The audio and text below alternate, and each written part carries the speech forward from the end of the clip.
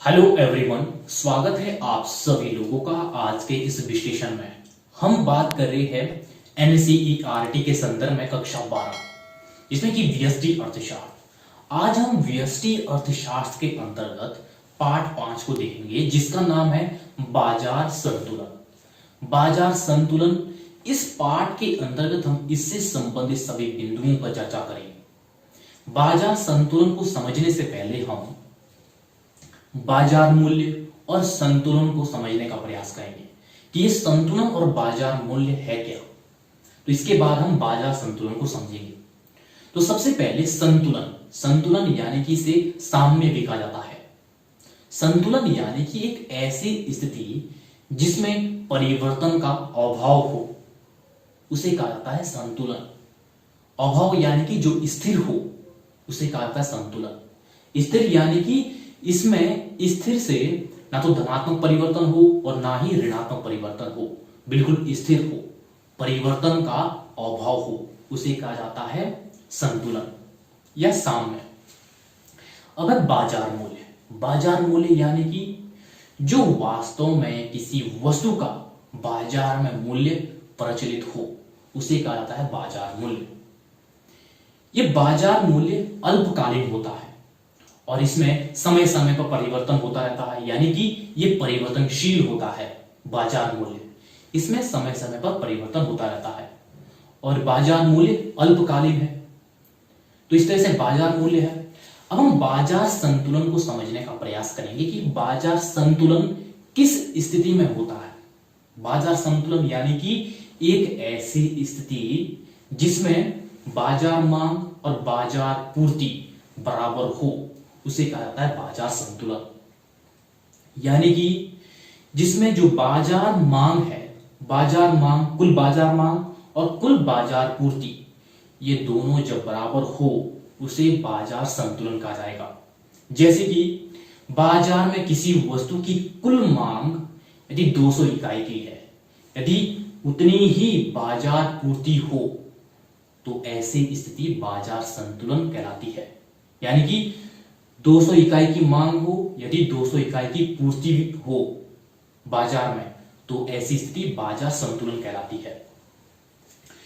तो इस तरह से जो ये बाजार संतुलन है, इसी के समांतर जिस कीमत पर बाजार मांग और बाजार पूर्ति बराबर हो उसे कहा जाता है कीमत संतुलन।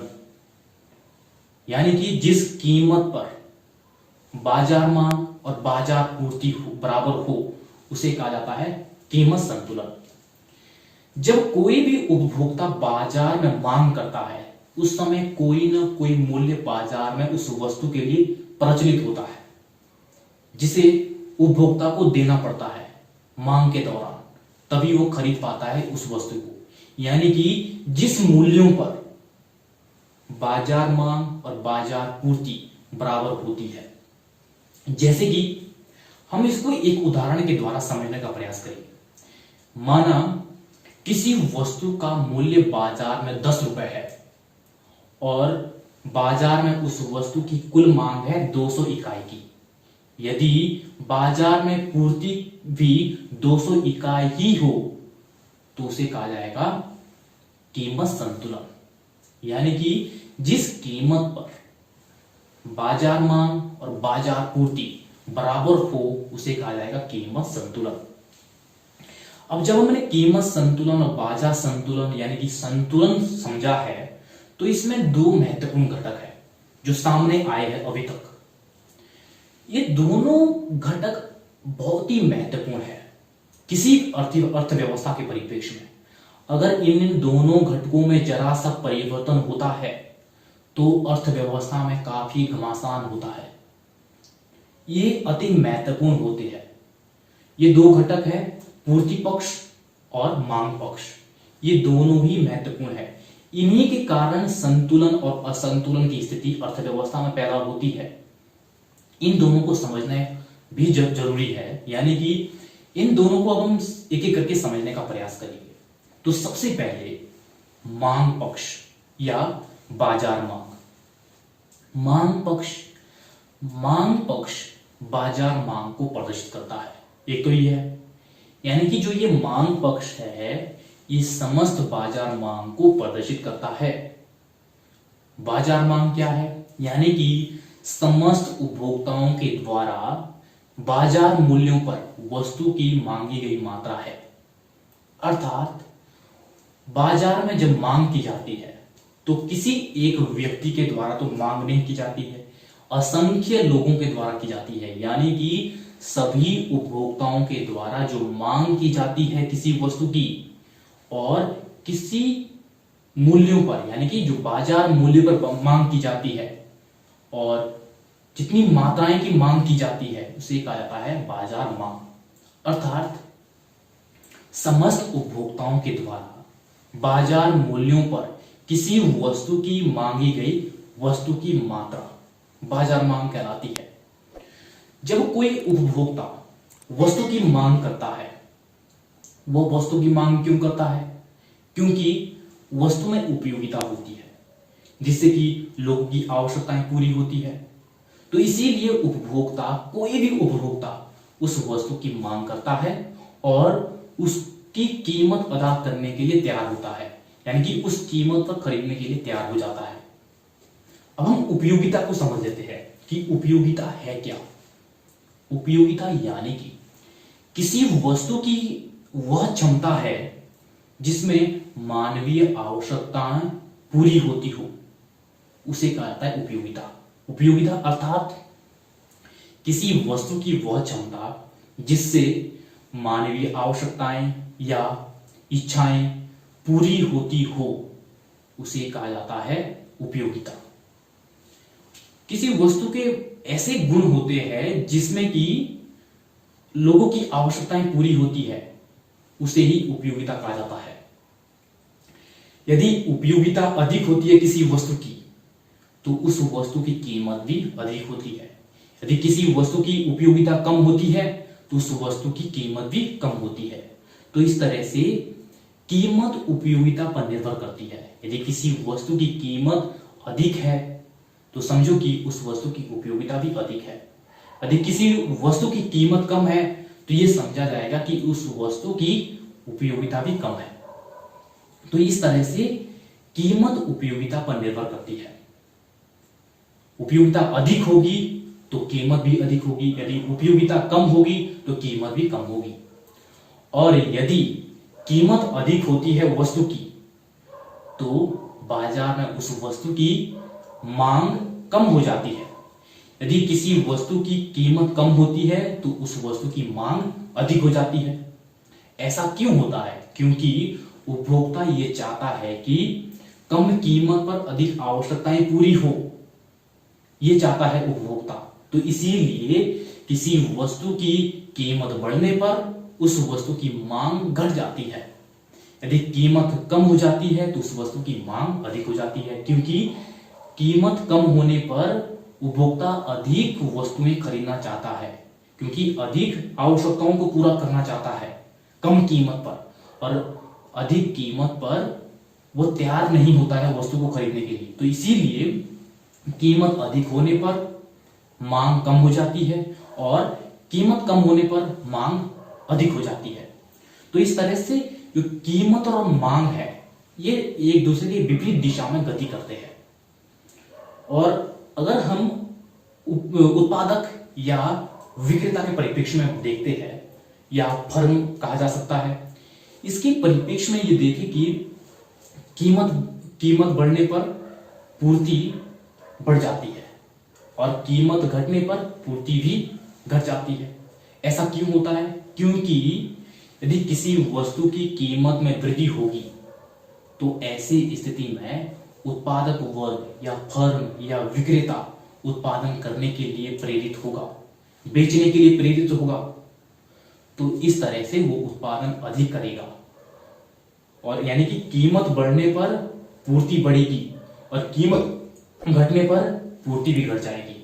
और कीमत किसी वस्तु की घट जाएगी तो उत्पादक उत्पादन कम करेगा, यानी कि तो पूर्ति कम हो जाएगी। तो इस तरह से जो ये पूर्ति और क्या कहते हैं मांग है, कीमत है, ये दोनों ही एक ही दिशा में गति करती है। ऐसा क्यों होता है? क्योंकि उत्पादक वर्ग ये चाहता है कि किसी वस्तु के उत्पादन में उसे अधिक से अधिक लाभ अर्जित हो और उसे जो वस्तु के उत्पादन में है वो लागत कम आए, यानी कि लागत कम आए और उसे लाभ अधिक मिले। तो इस तरह से यदि कीमत में वृद्धि होती है तो पूर्ति में वृद्धि होती है, और यदि कीमत में कमी होती है तो पूर्ति में भी कमी होती है। तो इस तरह से प्रत्येक उत्पादक वर्ग का यह प्रयास होता है कि उसे अधिक से अधिक लाभ मिल सके। और हां, यदि कीमत सीमांत लागत से कम हो तो उत्पादक वर्ग उत्पादन बंद कर देगा। ऐसा क्यों करेगा? क्योंकि यदि कीमत सीमांत लागत से कम हो जाएगी तो उत्पादक इसलिए उत्पादन को बंद करेगा, क्योंकि ऐसी स्थिति से उत्पादक वर्ग के लिए नुकसानदायक होगा, हानि पहुंचेगी। तो इसीलिए उत्पादक वर्ग उत्पादन बंद करेगा, क्योंकि यदि लागत अधिक होगी और लाभ कम होगा तो ऐसी स्थिति में उत्पादक वर्ग उत्पादन को बंद करेगा। तो इस तरह से ये मांग पक्ष है। और अब मांग पक्ष या बाजार मांग के बाद बाजार मांग वक्र। कि बाजार मांग वक्र क्या है? बाजार मांग वक्र यानी कि जब हम बाजार मांग तालिका को एक रेखा चित्र के द्वारा प्रदर्शित करते हैं तो उसे बाजार मांग वक्र कहा जाता है। अर्थात समस्त उपभोक्ताओं के द्वारा बाजार मूल्यों पर वस्तु की मांगी गई मात्राओं को यदि हम एक रेखा चित्र के द्वारा प्रदर्शित करते हैं तो उसे बाजार मांग वक्र कहा जाता है। यानी कि जब बाजार मूल्यों पर समस्त उपभोक्ताओं के द्वारा किसी वस्तु की मांगी गई मात्रा को खरीदा जाता है तो उन सब को यदि हम एक रेखा चित्र के द्वारा प्रदर्शित करते हैं तो उसे बाजार मांग वक्र कहा जाता है। ये बाजार मांग वक्र है, ये बाजार मांग वक्र ऊपर से नीचे की ओर होता है और इसका ढाल ऋणात्मक होता है, क्योंकि जैसे जैसे वस्तु की कीमत में वृद्धि होती है वैसे वैसे मांग में कमी आती है। इसीलिए बाजार मांग वक्र का ढाल ऊपर से नीचे की ओर होता है। और इसके बाद दूसरा पक्ष है पूर्ति पक्ष। पूर्ति पक्ष या बाजार पूर्ति। बाजार पूर्ति यानी कि उत्पादक के द्वारा उत्पादित की गई वस्तुओं की मात्रा को बाजार में बेचना ही पूर्ति कहलाती है। यानी कि समस्त उत्पादक के द्वारा जब वस्तुओं का उत्पादन किया जाता है और उन वस्तुओं की उत्पादित की गई मात्राओं को यदि बाजार में बेचा जाए उसे बाजार पूर्ति कहा जाता है। तो इस तरह से बाजार पूर्ति है। जैसा कि हम पहले भी जान चुके हैं मांग पक्ष में, जैसे जैसे किसी वस्तु की कीमत बढ़ती है तो पूर्ति में भी वृद्धि हो जाती है, और यदि वस्तु की कीमत में कमी आती है तो पूर्ति में भी कमी आती है। ऐसा क्यों होता है? क्योंकि उत्पादक वर्ग का यह प्रयास रहता है कि उसे अधिक से अधिक लाभ उत्पादन से हो सके और लागत कम आए उत्पादन में और लाभ अधिक मिले। तो इस तरह से जब वस्तु की कीमत में वृद्धि होती है तो उत्पादक वर्ग कहीं ना कहीं उत्पादन करने के लिए प्रेरित होता है, जिससे कि पूर्ति में वृद्धि होती है। और यदि कीमत में कमी आती है तो उत्पादक वर्ग उत्पादन कम करता है और जिससे कि पूर्ति में कमी आती है। और यदि किसी वस्तु की कीमत सीमांत लागत से कम होती है तो ऐसी स्थिति में उत्पादक वर्ग उत्पादन बंद करता है, क्योंकि उत्पादक वर्ग को इससे नुकसान होता है, हानि पहुंचती है। तो इसीलिए उत्पादक वर्ग उत्पादन को बंद करता है यदि कीमत सीमांत लागत से कम होती है। तो इस तरह से ये बाजार पूर्ति है। और इसके बाद बाजार पूर्ति वक्र। बाजार पूर्ति वक्र यानी कि समस्त उत्पादकों के द्वारा उत्पादित की गई कुल वस्तुओं की मात्रा जो बाजार में बेची गई हो उसको यदि हम एक रेखा चित्र के माध्यम से प्रदर्शित करते हैं तो उसे बाजार पूर्ति वक्र कहा जाता है। अर्थात समस्त उत्पादकों के द्वारा उत्पादित की गई वस्तुओं की कुल मात्रा जो बाजार में बेची गई है, उसको यदि हम एक रेखा चित्र के माध्यम से प्रदर्शित करते हैं तो उसे बाजार पूर्ति वक्र कहा जाता है।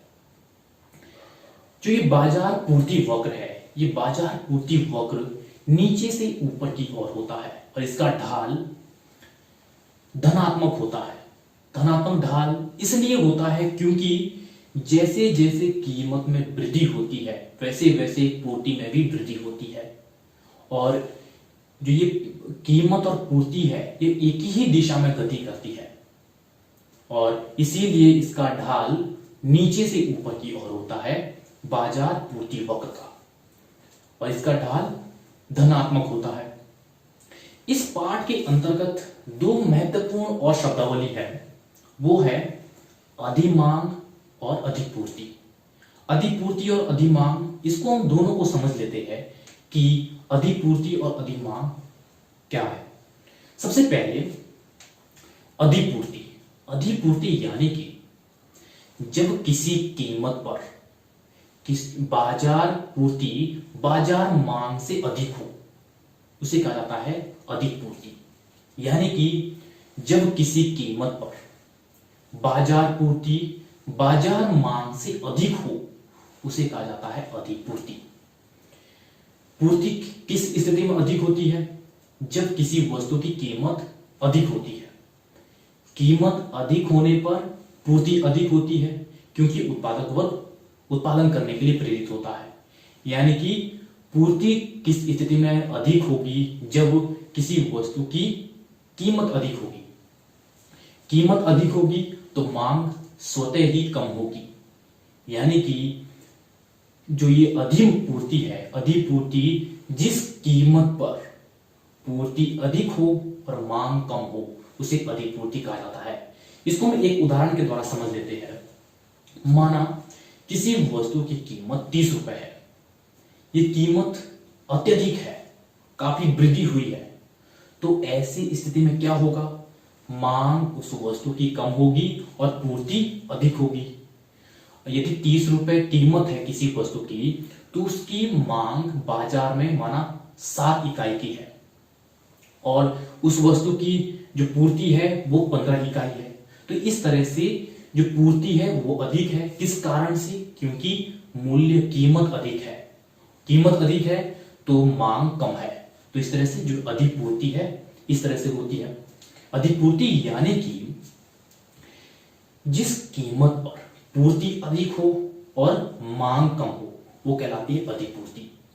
अब दूसरा है अधिमांग। अधिमांग यानी कि जिस कीमत पर बाजार मांग अधिक हो और बाजार पूर्ति कम हो, उसे अधिमांग कहते हैं। अधिमांग अर्थात जिस कीमत पर बाजार मांग बाजार पूर्ति से अधिक हो, उसे अधिमांग कहा जाता है। मांग कब अधिक होगी? जब किसी वस्तु की कीमत कम होगी। यदि कीमत कम होगी तो पूर्ति स्वतः ही कम होगी। इसको हम एक उदाहरण के द्वारा समझ लेते हैं। माना किसी वस्तु की कीमत 10 रुपए है, काफी गिरावट आई है उस वस्तु में, कीमत में गिरावट आई है, तो ये स्वाभाविक है कीमत में कमी होने पर मांग में वृद्धि होगी। माना उस वस्तु की मांग बाजार में 25 इकाई की गई है, कीमत कम है, अब पूर्ति स्वतः कम होगी। तो इस तरह से पूर्ति की इकाई जो बाजार में है वो 7 इकाई है। तो इस तरह से जो ये अधिमांग है, अधिमांग यानी कि किसी कीमत पर जब क्या कहते हैं मांग अधिक हो और पूर्ति कम हो, उसे कहा जाता है अधिमांग। तो इस तरह से इस पाठ के अंतर्गत हमने बाजार संतुलन से संबंधित सभी बिंदुओं पर चर्चा की है, और यह पाठ हमारा समाप्त हो गया है।